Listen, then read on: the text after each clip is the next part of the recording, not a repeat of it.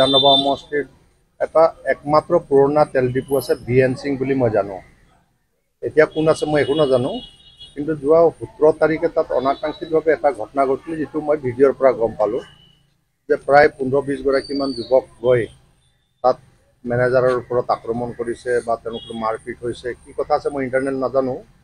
আৰু এই ভিডিঅ'টো পোৱাৰ লগে লগে মই জিলা প্ৰশাসনক জনালোঁ যে এনেকুৱা এটা ঘটনা ঘটি আছে পেট্ৰল পাম্পত, এইটো এক্সামিন কৰিব লাগে। মই ডিচিক জনাইছিলোঁ আৰু এছ পিক জনাইছিলোঁ, আৰু বিষয়টো ইতিমধ্যে গম পাইছোঁ যে পুলিচে নিজাববীয়াকৈ ব্যৱস্থা লৈছে। আৰু মই আজি ডিচিক সাক্ষাৎ কৰি মই এটা অনুৰোধ জনাইছোঁ যে যিহেতু এটা জটিল বিষয়, আছুৰ প্ৰাক্তন সাধাৰণ সম্পাদক, তাত আৰ্চাৰো প্ৰাক্তন নেতাসকল জড়িত আছে বুলি কৈছে। মই কেইবাজনকো চিনি পাওঁ, গতিকে মই ভাবোঁ যে ইয়াৰ এটা মেজিষ্ট্ৰেট নিৰপেক্ষত তদন্ত হ'ব লাগে। কাৰণ পুলিচৰ বিৰুদ্ধেও এতিয়া কিবা হেণ্ডকাপ লগোৱা নলগা লৈ অভিযোগবিলাক উত্থাপন হৈছে, গতিকে এইটো পুলিচে চাব। কিন্তু মই জিলা প্ৰশাসনৰ মুৰব্বী হিচাপে ডিচিক আজিয়ে মই তেওঁৰ অফিচত লগ কৰি এই কথাটো কৈ আছোঁ। মোৰ লগত আমাৰ মন্ত্ৰী প্ৰশান্ত ফুকন ডাঙৰীয়াও আছিলে, তেওঁকো অৱগত কৰিছোঁ। কাৰণ এনেকৈ অবাঞ্ছিত ঘটনাবিলাক আমাৰ সমাজৰ কাৰণে ভাল লক্ষণ নহয়।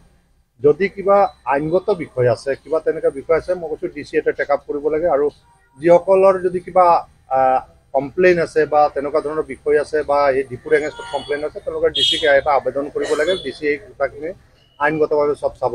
মই ভাবোঁ এইটো অনাকাংক্ষিত এটা ঘটনা ঘটিছে, মই কেতিয়াও কাম্য নকৰোঁ। আৰু আছুৰ কোনো নেতা বা কোনো দল সংগঠনৰ নেতাক আমি এই ধৰণে গ্ৰেপ্তাৰ হোৱাটো মই কেতিয়াও কাম্য নকৰোঁ।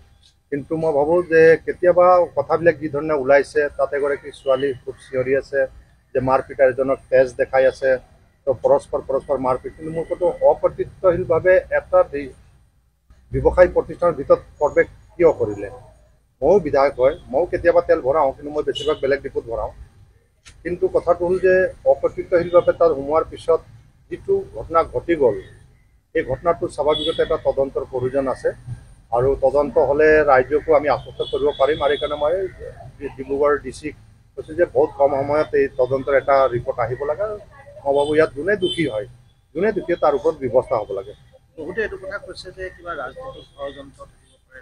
গোটেই ঘটনাটোত ৰাজনৈতিক ষড়যন্ত্ৰ থকাৰ বহু লোকে ক'ব কৈছে তেনেকুৱা এষাৰ কথা। ছাৰ, সেইটোত কি কয় ছাৰ? ময়ো প্ৰচাৰ মাধ্যম আৰু সামাজিক মাধ্যমত গম পাইছোঁ যে ৰাজনীতি, কাৰণ শংকৰজ্যোতি বৰুৱা এতিয়ালৈকে কোনো ৰাজনীতিৰ দলত যোগদান কৰা নাই।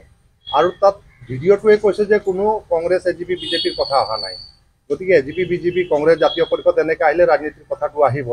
গতিকে এটা নিউট্ৰেল অৰ্গেনাইজেশ্যন এক্স লিডাৰ এজন তেওঁ জইন কৰাৰ পিছত দেখা যাব। কিন্তু এতিয়া কোনো ৰাজনৈতিক তেনেকুৱা কথা নাই। কাৰণ ৰাজনৈতিকটো আমি ৰাজনীতি কি কৰিছোঁ? কাৰোবাক মানে এনেকৈ দমন কৰিবলৈ ৰাজনীতি কৰা নাই। কাৰোবাক আমি তেনেকৈ কিবা আইনগত মেৰ পাছত সোমাই কিবা অত্যাচাৰ কৰিবলৈ আমি ৰাজনীতি কৰা নাই। আৰু চৰকাৰ সদায় চলিব নীতিমতে, নিয়মমতে চলিব। আৰু মই ভাবোঁ সেইটোৱে হ'ব। গতিকে ইয়াত কোনো ৰাজনীতিৰ কথা আহিব নোৱাৰে। কাৰণ ময়ো বিগত দিনত তেনেকৈ বহুত হৈছোঁ, কিন্তু ৰাজনীতিৰ চক্ৰান্ত কেতিয়াও হ'ব নোৱাৰে। আজিও প্ৰতিবাদ হৈ আছে নাই, প্ৰতিবাদ কৰাটো এটা ডেমক্ৰেটিক ব্যৱস্থা। ডিপুটো বন্ধ কৰিছে ছাৰ? নাই, ডিপুটোতো বন্ধ কৰিব নোৱাৰে। যোনেই হওক, বন্ধ কৰিলে প্ৰশাসনে কৰিব, আইনগত কিবা ডিফল্ট থাকিলে। কোনোবাই যদি ভাবে যে মোৰ হাতত আইন আছে, এইখন চৰকাৰে নামানে।